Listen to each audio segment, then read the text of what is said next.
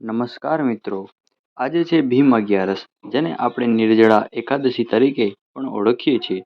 વર્ષની બધી જ 24 અગિયારસમાં આ અગિયારસને સૌથી મોટી અને પવિત્ર માનવામાં આવે છે. પણ શું તમે જાણો છો કે આ અગિયારસનું નામ પાંડુ પુત્ર ભીમના નામ પરથી કેમ પડ્યું? અને શા માટે આ દિવસે પાણી પણ પીધા વગર વ્રત રાખવામાં આવે છે? ચાલો જાણીએ આજની આ રોચક અને પવિત્ર વાર્તા. વાર્તા છે મહાભારત કાળની. પાંડવોમાં ધર્મરાજા યુધિષ્ઠિર, અર્જુન, નકુલ, સહદેવ અને માતા દ્રૌપદી આ બધા જ ભક્તિ ભાવપૂર્વક વર્ષની તમામ એકાદશીનું કડક વ્રત રાખતા હતા.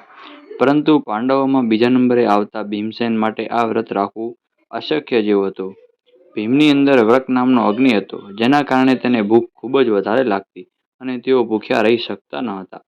એક દિવસ ભીમ ચિંતામાં આવીને મહર્ષિ વેદવ્યાસ પાસે ગયા અને હાથ જોડીને બોલ્યા, હે પિતામહ, મારા પરિવારના બધા સભ્યો અગિયારસનું વ્રત કરીને પુણ્ય કમાય છે અને મને પણ વ્રત રાખવાનું કહે છે, પરંતુ હું ભૂખ સહન કરી શકતો નથી. તો શું મને ક્યારે મોક્ષ નહીં મળે?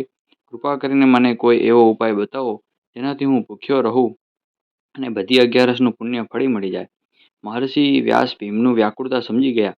તેમણે હસીને કહ્યું, હે ભીમ, જો તું બધી અગિયારસનું વ્રત નથી કરશો તો વર્ષમાં માત્ર એક જ અગિયારસનું વ્રત કર, જે જેઠ મહિનાના શુક્લ પક્ષમાં આવે છે. આ અગિયારસના દિવસે સૂર્યોદયથી લઈને બીજા દિવસના સૂર્યોદય સુધી અન્ન તો શું, પાણીનો એક ટીપો પણ ગ્રહણ નથી કરવાનો, એટલે કે નિર્જળા રહેવાનું છે. વ્યાસજીએ આગળ કહ્યું કે જો તું આ એક જ અગિયારસનું કડક વ્રત સાચા મનથી રાખીશ તો તને વર્ષની બાકીની બધી જ 24 અગિયારસનું પુણ્ય એક સાથે મળી જશે અને તારો મોક્ષ પાકો થઈ જશે.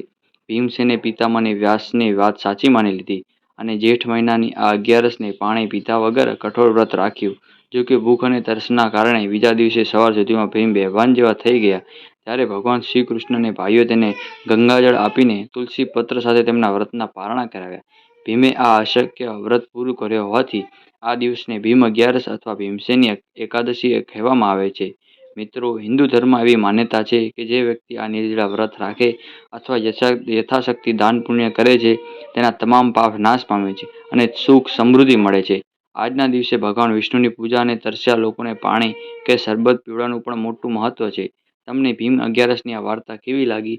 કમેન્ટમાં જય શ્રી કૃષ્ણ જરૂર લખજો અને વિડીયો ગમ્યો હો તો